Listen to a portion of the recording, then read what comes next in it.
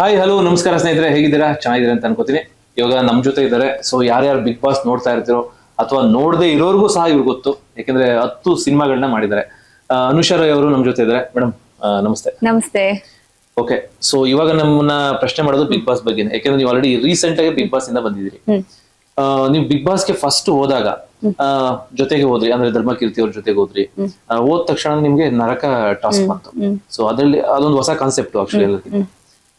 First ನಿಮ್ಗೆ ಅದು actually big boss decide ಮಾಡಿದ್ದಲ್ಲ, ಅಥವಾ ಜನ ಡಿಸೈಡ್ ಮಾಡಿದ್ದಲ್ಲ, ಯಾರೋ ಒಬ್ಬ ಕಂಟೆಸ್ಟೆಂಟ್ ಡಿಸೈಡ್ ಮಾಡಿ ನಿಮ್ಮನ್ನ ನರಕಕ್ಕೆ ತಳ್ತಾರೆ. ಸೊ ಅವಾಗ ನಿಮ್ಗೆ ಯಾವ ತರ ಫೀಲ್ ಆಯ್ತು? ಡೆಫಿನೆಟ್ಲಿ 50 ದಿನ ಪೂರೈಸೋದು ಆ ಒಂದು ಜಾಗದಲ್ಲಿ ಇಟ್ಸ್ ನಾಟ್ ಈಸಿ. ತುಂಬಾ ಎಮೋಷನಲ್ ಜರ್ನಿ ಅದು. It was a beautiful journey 50 ದಿನ. ನಾನು ತುಂಬಾ ಖುಷಿ ಪಡ್ತೀನಿ ಆ ಮನೇಲಿ ಇದ್ದಿದ್ದಕ್ಕೆ. ಹೋಗಿದ ತಕ್ಷಣನೇ ಎಸ್ ನರಕ ಸ್ವರ್ಗ ಅಂತ ಬಂದಾಗ ನನ್ಗೆ ಭವ್ಯ ಹಾಗೂ ಯಮುನಾ ಅವರು ಕುತ್ಕೊಂಡು ನನ್ನನ್ನ ನರಕಕ್ಕೆ ಕಳಿಸ್ತಾರೆ. ಅಲ್ಲಿ ನಾನು ಐ ಹೇಟ್ ಯು ಭವ್ಯ ಅನ್ಕೊಂಡೆ ಹೋದೆ ಒಳಗಡೆ. ಯಾಕಂದ್ರೆ ಸಡನ್ ಆಗಿ ನರ್ಕ ಅಂತ ಬಂದ ನಾನು ಎಕ್ಸ್ಪೆಕ್ಟ್ ಮಾಡಿರ್ಲಿಲ್ಲ. ಬಟ್ ಓಕೆ, ಸುದೀಪ್ ಸರ್ ಹತ್ರ ಮಾತಾಡಿದಾಗ ನಾನು ಖುಷಿಯಿಂದಾನೇ ಹೋಗ್ತೀನಿ. ಯಾಕಂದ್ರೆ ಕೆಲವೊಂದು ಚಾಲೆಂಜಸ್ ಗಳನ್ನ ಫೇಸ್ ಮಾಡ್ಕೊಂಡು ನಮಗೆ ಖುಷಿ ಸಿಗುತ್ತಲ್ವಾ, ಕಷ್ಟ ಪಡ್ಕೊಂಡು ನಾವು ಸುಖ ಪಡ್ಕೋತೀವಲ್ಲ, ಅದು ನೆಕ್ಸ್ಟ್ ಲೆವೆಲ್ ಫೀಲಿಂಗು ಲೈಫ್ ಅಲ್ಲಿ. ಇರ್ಲಿ, ನಾನು ನರ್ಕ ಅನ್ಭವಿಸ್ಕೊಂಡೆ ನಾನು ಸ್ವರ್ಗಕ್ಕೆ ಹೋಗ್ತೀನಿ, ನಾನು ಖುಷಿಯಿಂದಾನೇ ಹೋಗ್ತೀನಿ ಅಂತಾನೆ ಒಳಗೋದೆ. ಒಳಗಡೆ ಹೋಗ್ತಾ ಐ ಹೇಟ್ ಯು ಅನ್ಕೊಳ್ಳೋದೆ. ಬಟ್ ಆ experience it was literally beautiful ಅಂತಾನೆ ಹೇಳ್ಬೋದು. ಕಷ್ಟ ಆಯ್ತು, ಇಲ್ಲ ಅಂತಲ್ಲ, ಕಷ್ಟಪಟ್ಟರೆ ತಾನೇ ಸುಖ ಸಿಗೋದಕ್ಕೆ ಸಾಧ್ಯ. ಅಲ್ಲಿರೋರು ಎಷ್ಟೋ ಜನಕ್ಕೆ ನರ್ಕದ ಎಕ್ಸ್ಪೀರಿಯನ್ಸ್ ಆಗ್ಲಿಲ್ಲ. ಎಕ್ಸ್ಪೀರಿಯನ್ಸ್ ಆಗೋದಕ್ಕೂ ಮುಂಚೆನೆ ನರ್ಕನ ತೆಗೆದ್ಬಿಟ್ರು. ಹಾಗಾಗಿ ಅವ್ರ ಒಂದು ಫೀಲ್ ನ ಮಾಡಿಲ್ಲ, ಫ್ಯೂಚರ್ ಅಲ್ಲೂ ಮಾಡಕ್ ಸಾಧ್ಯ ಇಲ್ಲ ಅಂತ ಅನ್ಕೊಂತೀನಿ. ನಮ್ಗೆ ಆ ತರದೊಂದು ನರ್ಕ ತರಾನೇ ಇತ್ತು. ಆ ನರ್ಕದ ಎಕ್ಸ್ಪೀರಿಯನ್ಸ್ ಮಾಡಿದ್ದು ಬಹುಶಃ ನನ್ನ ಲೈಫಲ್ಲಿ ತುಂಬಾ ಕಲಿಸ್ಕೊಟ್ಟಿದೆ. ಯಾಕಂದ್ರೆ ನನಗೆ ಸೆಲ್ಫ್ ಕಂಟ್ರೋಲ್ ಅನ್ನೋದು, ನಾನು ಸ್ವಲ್ಪ ಶಾರ್ಟ್ ಟೆಂಪರ್, ಅಲ್ಲಿ ತುಂಬಾ ತಾಳ್ಮೆನ ಕಲ್ತ್ಕೊಂಡೆ ಅಂಡ್ ಕಾನ್ಫಿಡೆನ್ಸ್ ನ ಕಲ್ತ್ಕೊಂಡೆ. ಹಿಂಗಿದ್ರು ನಾನು ಜೀವನ ಮಾಡಬಲ್ಲೆ, ತಣ್ಣೀರ್ ಸ್ನಾನನೂ ಮಾಡಬಲ್ಲೆ, ಊಟ ಇಲ್ಲ ಅನ್ನೋ ಇರ್ಬಲ್ಲೆ. ಯಾಕಂದ್ರೆ ಆಚೆಗಡೆ ಊಟ ಇಲ್ಲದೆ ಇರ್ತಾ ಇರ್ಲಿಲ್ಲ, ಸಿಕ್ಕಾಬಡೆ ತಿನ್ನೋದು ಜಾಸ್ತಿ ನಾನು. ಹಂಗಿರೋಳು ಊಟ ಕೊಡ್ದಿದ್ರು ಅಂಡ್ ಬೇರೆಯವ್ರ ಪಕ್ಕದಲ್ಲಿ ಕುತ್ಕೊಂಡು ತಿಂತಾ ಇದ್ದಿದ್ದು ನೋಡ್ಕೊಂಡು ನನ್ ಗಂಜಿ ಕುಡಿಯೋದಿದೆಯಲ್ಲ, ಅದೊಂದು ಸೆಲ್ಫ್ ಕಂಟ್ರೋಲ್ ಅಂಡ್ ಅಪ್ಪ ಅಮ್ಮನ ವ್ಯಾಲ್ಯೂ ಗೊತ್ತಾಯ್ತು. ತುಂಬಾ ಕಲಿತೆ. ಕೆಲವೊಂದು ನನ್ ಮಾಡಕ್ ಆಗದೆ ಇರೋಂತ ಒಂದು ಎಕ್ಸ್ಪೀರಿಯನ್ಸ್ ಗಳನ್ನ ಅಲ್ಲಿ ಕಲಿತೆ. ಹಾಗೇನ್ ಹೋಗ್ಬಿಟ್ಟು ಭವ್ಯಂಗೆ ಥ್ಯಾಂಕ್ಸ್ ಹೇಳಿದೆ. ಭವ್ಯ, ನಾನು ನಿನ್ನ ಹೇಟ್ ಯು ಅನ್ಕೊಂಡ್ ಬಂದೆ, ಬಟ್ ಲಿಟ್ರಲಿ ನಿನ್ನ ಅಲ್ಲಿ ಕಳ್ಸಿದ್ ಒಳ್ಳೇದಾಯ್ತು. ಎಷ್ಟೋ ಪಾಠಗಳನ್ನ ಕಲಿತೆ ನರ್ಕದಲ್ಲಿದ್ದಾಗ ನಾನು. ಸೊ ಥ್ಯಾಂಕ್ ಯು ನೀನ್ ನನ್ನ ಅಲ್ಲಿ ಕಳ್ಸಿದ್ದಕ್ಕೆ ಅಂತ ಅನ್ಕೊಂಡೆ. ಬಟ್ ಮಧ್ಯದಲ್ಲಂತೂ ಫೀಲ್ ಆಯ್ತು, ಬಿಗ್ ಬಾಸ್ ಕಳ್ಸಿದ್ರೆ ಓಕೆ, ಸುದೀಪ್ ಸರ್ ಕಳ್ಸಿದ್ರೆ ಓಕೆ, ಅಥವಾ ನಾವ್ಯಾದ್ರು ಟಾಸ್ಕ್ ಅಲ್ಲಿ ಸೋತ್ಬಿಟ್ಟು ನಾನು ಹೋಗಿದ್ರೆ ಓಕೆ.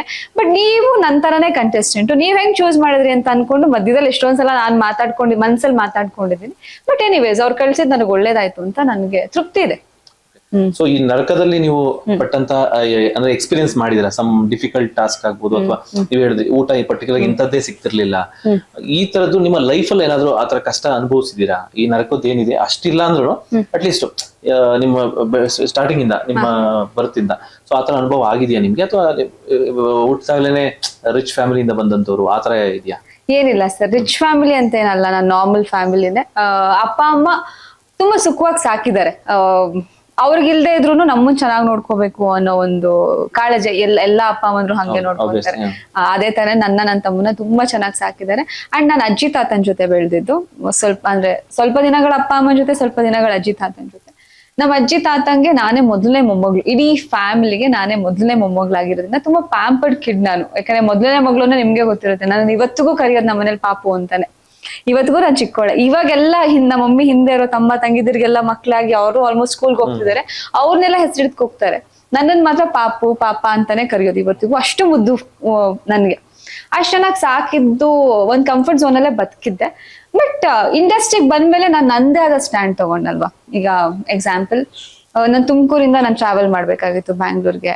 ಅವಾಗ ನಾನು ಬಸ್ಸಲ್ಲೂ ಓಡಾಡ್ತಿದ್ದೆ. ಅದ್ ಕಷ್ಟ ಅಂತ ಹೇಳಕ್ ಆಗಲ್ಲ, ಆದ್ರೆ ನಾನು ಆ ತರನೂ ಇದ್ದೆ. ಇವತ್ತೇನಿದ್ದೀನಿ ಅದಕ್ಕೆ ಅಪೋಸಿಟ್ ಲೈಫ್ ನಾನು ಲೀಡ್ ಮಾಡಿದೀನಿ. ಅದನ್ನ ಕಷ್ಟ ಅಂತ ಅವತ್ತು ತಗೊಂಡಿಲ್ಲ, ಇವತ್ತು ಅದ್ ಕಷ್ಟ ಅಂತ ಹೇಳ್ಕೊಳಲ್ಲ. ಯಾಕಂದ್ರೆ ನನ್ಗೇನೋ ಒಂದ್ ಕನ್ಸ್ಗಳನ್ನ ಇಟ್ಕೊಂಡು ನಾನೇನೋ ಮಾಡ್ಬೇಕಂದಾಗ ನಮ್ಮ ಮನೇಲಿ ಏನ್ ಹೇಳಿಲ್ಲ, ನೀನ್ ಹೋಗ್ಬಿಟ್ಟು ಕಷ್ಟ ಪಡಮ್ಮ ಅಲ್ಲಿ ಅಂತ. ಅವ್ರು ನನ್ ತುಂಬಾ ಚೆನ್ನಾಗಿ ಸಾಕಿದ್ರು. ಬಟ್ ಕೆಲವೊಮ್ಮೆ ಮಳೆ ಬರ್ತಾ ಇದ್ರು ಬಸ್ ಸ್ಟಾಪ್ ಅಲ್ಲಿ ನಿಂತ್ಕೊಂಡು ಬಸ್ಸಿಗೆ ವೆಯ್ಟ್ ಮಾಡ್ಕೊಂಡು ಈ ತರದೊಂದು ದಿನಗಳನ್ನು ನಾನು ನೋಡಿದೀನಿ. ಇವತ್ತು ಚಾಮುಂಡೇಶ್ವರಿ ಆಶೀರ್ವಾದದಿಂದ ಚೆನ್ನಾಗಿದ್ದೀನಿ. ಸೊ ಅದು ಎರಡಕ್ಕೂ ನಾನು ಎರಡು ಜೀವನಕ್ಕೂ ನಾನು ಥ್ಯಾಂಕ್ಫುಲ್ ಆಗಿರ್ತೀನಿ. ಸೊ ಹಾಗಾಗಿ ಅಂಡ್ ನಂದು ವಿಲೇಜ್ ಲೈಫ್ ಮಾಡಿರೋದ್ರಿಂದ ನರ್ಕದಲ್ಲಿ ಕೆಳಗ್ ಮಲ್ಗೋದು ಅಥವಾ ಮಡ್ಕೆನಲ್ಲಿ ನೀರ್ ಕುಡಿಯೋದು ಇದೆಲ್ಲ ನನಗೆ ಕಷ್ಟ ಅನ್ಸಲ್ಲ. ಬಟ್ ತಣ್ಣೀರ್ ಸ್ನಾನ ಆಮೇಲೆ ಗಂಜಿ ಇದೆಲ್ಲ ನಂಗೆ ಅಭ್ಯಾಸ. ನಂಗೆ ಹುಷಾರಿಲ್ದಿದ್ದಾಗ್ಲೂ ಅದು ಕೆಲವ್ರು ಹೇಳ್ತಾರೆ ಏನ್ ಗಂಜಿ ಕುಡಿಯಕ್ ಆಗಲ್ವಾ, ಆಮೇಲೆ ಮೊಸರನ್ನ ತಿನ್ನಲ್ವಾ ಅಂತ ತುಂಬಾ ಕಮೆಂಟ್ಸ್ ಗಳು ಬಂದಿದೆ. And I am extremely sorry for that. ಅದಕ್ಕೆ ನಾನು ಸಾರಿ ಕೇಳ್ತೀನಿ, ಇಡೀ ಕರ್ನಾಟಕಕ್ಕೆ ಸಾರಿ ಕೇಳ್ತೀನಿ. ಅದೊಂದು ಆಗಿತ್ತು ಇಶ್ಯೂ ಅಂತ ಹೇಳಿದ್ರು ನಮ್ಮ ಮಮ್ಮಿ ಆಚೆ ನಾನು ಬಂದಾಗ, ಊಟ ಏನೋ ತಿನ್ನಕ್ ಆಗ್ಲಿಲ್ಲ ನಾನು ಅಂತ. ಅದಕ್ಕೆ ನಾನು ದಯವಿಟ್ಟು ಸಾರಿ ಅಂತ ಕೇಳ್ತೀನಿ. ಬಿಕಾಸ್ ಆ ಒಂದು ಪರಿಸ್ಥಿತಿ ಆಗಿತ್ತು, ಬೆಳಗ್ಗೆ ಮಾಡಿರೋದು ರಾತ್ರಿ ತಿನ್ಬೇಕಾಗಿ ಬಂದಿತ್ತು. ಅಂಡ್ ಕಂಟಿನ್ಯೂಸ್ ಸೇಮ್ ಊಟ ಆಗಿತ್ತು ನರಕದಲ್ಲಿ. ಒಂದೇ ತರ ಊಟ ನೀವು ತಿನ್ಬೇಕಾದ್ರೆ ನಿಮ್ ಫೇವ್ರೆಟ್ ಫುಡ್ ಕೂಡ ನಿಮಗೆ ಅಲರ್ಜಿ ಅನ್ನೋ ತರ ಶುರು ಆಗ್ಬಿಡುತ್ತೆ. ಹಾಗಾಗಿ ನನ್ನ ಪರಿಸ್ಥಿತಿ ಹಂಗಿದ್ದಿದ್ ಕಾರಣ ಅವತ್ತು ಆ ಸಿಚುಯೇಷನ್ ಆಗಿತ್ತು. I am sorry for that ಅಂತ ಹೇಳ್ತೀನಿ. ಮೇಡಮ್, ಆಲ್ಮೋಸ್ಟ್ ಒಂದು 50 ಡೇಸ್ ಬಿಗ್ ಬಾಸ್ ಅಲ್ಲಿ ಇದ್ರಿ ಅಂತ ಅನ್ಸುತ್ತೆ.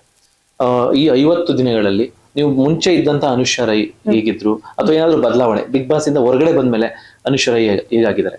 ಚೇಂಜಸ್ ಏನಾಗಿದೆ? ಮುಂಚೆ ಇದ್ದಾಗ ಒಂದ್ ಸ್ವಲ್ಪ ಹಠ ಮಾಡ್ತಾ ಇದ್ದೆ, ಇದ್ ಬೇಕು ಹಂಗೆ ಇದ್ದೋಳು. ಅದು ಹೆಂಗೇನೆ, ಅದು ತುಂಬಾ ಸಣ್ಣ ವಸ್ತು ಆಗಿರ್ಲಿ, ಅದ್ ಬೇಕಂದ್ರೆ ಬೇಕು. ಒಂದೊಂದ್ಸಲ ನನ್ಗೆ ಹೆಂಗೆ ಅಂತಂದ್ರೆ ತುಂಬಾ ಕಾಸ್ಟ್ಲಿಯಸ್ಟ್ ಥಿಂಗ್ ಆಗಿರ್ಲಿ, ಬೇಡ ಅಂದ್ರೆ ಪಕ್ಕದಲ್ಲಿದ್ರು ಮುಟ್ಟಲ್ಲ, ಆ ತರ ಮೈಂಡ್ ಸೆಟ್ ಇತ್ತು. ಇವಾಗ ಹಂಗಿಲ್ಲ. ಒಂದು ಹೆಂಗಂತಂದ್ರೆ ಸ್ವಲ್ಪ ಕೆಲವೊಂದು ನಾನು ಸ್ವಂತವಾಗಿ ಡಿಸಿಷನ್ಸ್ ತಗೊಳ್ಳೋದನ್ನ ಕಲ್ತ್ಕೊಂಡಿದ್ದೀನಿ. ಅಂಡ್ ಯೂಶಲಿ ನನಗೆ ಸ್ವಲ್ಪ ಶಾರ್ಟ್ ಟೆಂಪರ್ ಅಂತ ಹೇಳ್ದಂಗೆ, ಸಡನ್ ಆಗಿ ಅದು ಎಲ್ರ ಮೇಲೂ ರಿಯಾಕ್ಟ್ ಮಾಡ್ತಿರ್ಲಿಲ್ಲ. ನನ್ನನ್ನು ಯಾರು ಪ್ರೀತಿಸ್ತಾರಲ್ಲ ಅವ್ರ ಮೇಲೆ ಕೋಪ ಜಾಸ್ತಿ. ಅದೇ ನನ್ನನ್ನ ದ್ವೇಷ ಮಾಡಲ್ಲ. ಈಗ ನನ್ನ ತುಂಬಾ ಅವ್ರು ಪ್ರೀತಿಸ್ತಾರೆ, ಅವ್ರು ನನ್ನ ದ್ವೇಷ ಮಾಡಲ್ಲ ಅಥವಾ ನನ್ನ ಮೇಲೆ ಬೇಜಾರ್ ಮಾಡ್ಕೊಳಲ್ಲ ಅನ್ನೋ ಕಾನ್ಫಿಡೆನ್ಸ್ ಇರುತ್ತಲ್ಲ, ಅವ್ರ ಮೇಲೆ ಜಾಸ್ತಿ ಕೋಪ ಮಾಡ್ಕೊಂತಿದ್ದೆ ಬಿಗ್ ಬಾಸ್ ಹೋಗೋದಕ್ಕೂ ಮುಂಚೆ. ಇವಾಗ ಯಾರು ಯಾವ್ದೇ ಸಲಹೆಯನ್ನ ಕೊಟ್ರು, ಯಾರು ಏನೇ ಅಂದ್ರೂ ಬಹುಶಃ ಕೋಪ ತುಂಬಾ ಕಂಟ್ರೋಲ್ ಆಗಿದೆ. ನನಗೆ ತುಂಬಾ ತಾಳ್ಮೆ ಬಂದಿದೆ ಬಿಗ್ ಬಾಸ್ ಮನೆಯಿಂದ ಬಂದ್ಮೇಲೆ. ಅಂಡ್ ಕೆಲವೊಂದು ಚಾಲೆಂಜಸ್ಗಳು ಆಗಲ್ಲ ಅಂತ ಬಿಟ್ಬಿಡ್ತಾ ಇದ್ದೆ.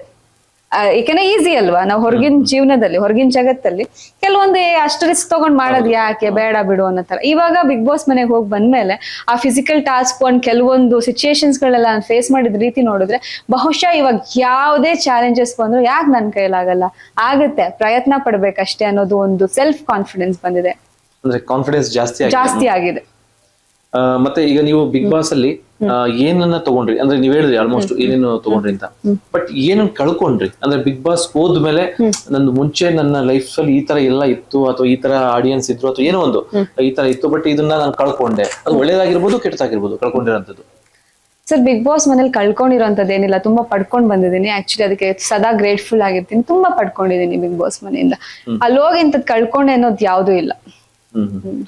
ಮೇಡಮ್, ಆಕ್ಚುಲಿ ಈಗ ನೀವು ಒಂದ್ 3-4 ಜನ ಹುಡುಗಿರು ಏನ್ ಇರ್ತಾ ಇದ್ರಿ. ಫಸ್ಟ್ ನೀವು ಅಂದ್ರೆ ಒಂದ್ 2-3 ಜನ, ಮೋಕ್ಷಿತ ಆಗ್ಬೋದು, ನಿಮ್ಮನ್ನ ಆಗ್ಬೋದು, ಮತ್ತೆ ಪ್ಲಸ್ ಇವರು ಸತ್ಯ ಸೀರಿಯಲ್ ಇವರು ಗೌತಮಿ, ಜನಗಳ ಮನ್ಸಲ್ಲಿ ಹೇಗಿದ್ರಿ ಅಂದ್ರೆ, ಪರವಾಗಿಲ್ಲಪ್ಪ, ಈ ತರ ಒಂದು ಪಾಸಿಟಿವ್ ವೈಬ್ ಇತ್ತು ನಿಮ್ ಮೇಲೆ, ಅಂದ್ರೆ ನಿಮ್ ಬಗ್ಗೆ, ಅಥವಾ ಏನೋ ಒಂಥರ ಒಳ್ಳೆ ಮಕ್ಳು ತರ ಆಡೋದಾಗ್ಲಿ ಆ ತರದ್ದು, ಅಥವಾ ತುಂಬಾ ಓವರ್ ಆಟಿಟ್ಯೂಡ್ ತೋರ್ಸೋಂಥದ್ದಾಗ್ಲಿ, ಈ ತರ ನಾವು ಪಬ್ಲಿಕ್ ರಿವ್ಯೂಸ್ ತಗೊಂಡಾಗ ಈ ತರದ್ ಯಾವ್ದು ಕಂಡು ಬರ್ತಿರ್ಲಿಲ್ಲ. ನಿಮ್ಗೆ ಅಲ್ಲಿ ನೀವಾಗೆ ಇದ್ರ, ಅಥವಾ ಇಲ್ಲ ನಾನು ಈ ತರನೇ ಇರ್ಬೇಕು, ಜನಗಳ ಮನ್ಸಲ್ಲಿ ನಾನು ಒಳ್ಳೆಯವಳಾಗಿ ನಡ್ಕೋಬೇಕು ಅಂತ ಆ ತರ ಪ್ಲಾನ್ ಮಾಡ್ಕೊಂಡು ಏನಾದ್ರು ಹೋಗಿದ್ರ? ಸರ್, ಬಿಗ್ ಬಾಸ್ ಮನೆಯಲ್ಲಿ ಯಾರು ಏನೇ ಪ್ರಿಪೇರ್ ಆಗಿ ಹೋದ್ರು, ಇನ್ಕ್ಲೂಡಿಂಗ್ ನಾನು, ಏನೇ ಪ್ರಿಪೇರ್ ಆಗೋದ್ರು 1 ದಿನ 2 ದಿನ ಮಾತ್ರ ಹಂಗಿರಕ್ ಸಾಧ್ಯ. ಅಲ್ಲಿ ಯಾವ್ದನ್ನು ಪ್ರೆಡಿಕ್ಟ್ ಮಾಡಕ್ ಆಗಲ್ಲ. ಬೆಳಗ್ಗೆ ಎಬ್ಬಿಸಿದಾಗ ಒಂದು ವೇಕಪ್ ಸಾಂಗ್ ಆಗ್ತಾರೆ, ಖುಷಿಯಾಗಿ ಡ್ಯಾನ್ಸ್ ಮಾಡ್ತೀವಿ, ಆರಾಮಾಗಿ ದಿನ ಶುರು ಮಾಡ್ತೀವಿ. ಅಲ್ಲಾಗಿ ಒಂದು 1/2 hour 1 hourಗೆ ಬರುತ್ತೆ ಬಿಗ್ ಬಾಸ್ ಅನೌನ್ಸ್ಮೆಂಟ್. ಅದ್ ಏನಾಗಿರುತ್ತೆ ಅಂತ, ಅಲ್ಲಿ ಕೆಲವೊಮ್ಮೆ ಸರ್ಪ್ರೈಸ್ ಇರ್ಬೋದು, ಕೆಲವೊಮ್ಮೆ ಶಾಕಿಂಗ್ಸ್ ಇರ್ಬೋದು, ಅದನ್ನ ನಾವು ಫೇಸ್ ಮಾಡ್ಬೇಕಾಗತ್ತೆ. ಅಲ್ಲಿ ನಾವ್ ಯಾವ್ದು ಪ್ರೆಡಿಕ್ಟ್ ಮಾಡಕ್ ಸಾಧ್ಯನೇ ಇಲ್ಲ. ಹಿಂಗೆ ಇರ್ಬೇಕು, ಹಂಗೆ ಇರ್ಬೇಕು ಅನ್ಕೊಳಕ್ ಆಗದೇ ಇಲ್ಲ. ಅವ್ರು ಕೊಡೋ ಸಿಚುಯೇಷನ್ಸ್ ನಾವೆಷ್ಟು ಜಾಣ್ಮೆಯಿಂದ ಹ್ಯಾಂಡಲ್ ಮಾಡ್ತೀವಿ ಅನ್ನೋದು ಮಾತ್ರ ಆಗಿರುತ್ತೆ. ತುಂಬಾ ನಾವು ಒಳ್ಳೆಯವರಾಗಿರ್ಬೇಕು, ಅದಕ್ಕೆ ಒಳ್ಳೆಯವರಾಗೇ ಇರ್ಬೇಕು, ಜನ ಇಷ್ಟಪಡೋ ತರನೇ ಇರ್ಬೇಕು ಅನ್ನೋದು ಚಾನ್ಸೇ ಇಲ್ಲ. ಯಾಕೆಂದ್ರೆ ನಾವು ಯಾವ್ದೇ ಒಂದು ಸಿಚುಯೇಷನ್ ರಿಯಾಕ್ಟ್ ನಾವು ಮನುಷ್ಯರಲ್ವಾ. ಅಲ್ಲಿ ನಮ್ಗೆ ಹೊರಗಿನ ಜಗತ್ತಿನ ಟಚ್ ಇರಲ್ಲ, ಏನ್ ಆಗ್ತಿದೆ ಗೊತ್ತಿರಲ್ಲ, ನಮ್ ಕೈಯಲ್ಲಿ ಮೊಬೈಲ್ ಇರಲ್ಲ.